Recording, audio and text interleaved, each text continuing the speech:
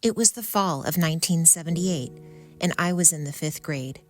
My oldest sister Kathy was 20 years old and living at home while going to college.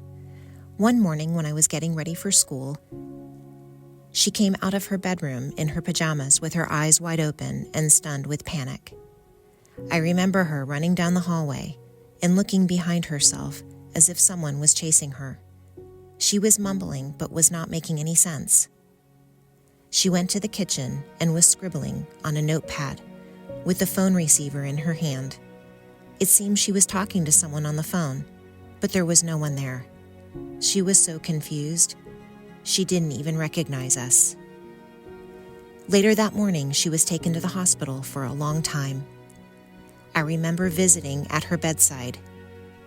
She stared off into space and laid perfectly still. With the help of doctors, medications, and therapy, she was given a 2-day pass to come home before being fully discharged.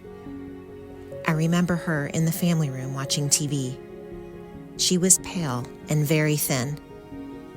I noticed the white residue around the creases of her mouth, and the way she moved was like slow motion.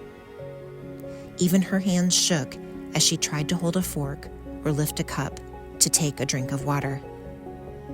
She was in and out of the hospital, mostly due to her medications being out of balance. Eventually, one of her doctors suggested electroconvulsive therapy, ECT, as the best chance for Kathy to return to her baseline. Our mom was horrified at another doctor's remark that after this therapy, she would most likely be a vegetable. But it was the only thing that worked. It slowly brought her out of depression and catatonia. With ECT and medications, Kathy was able to get back to her new normal of daily life. She eventually graduated college with honors and got a small apartment. She went on to marry the love of her life and now has 3 children.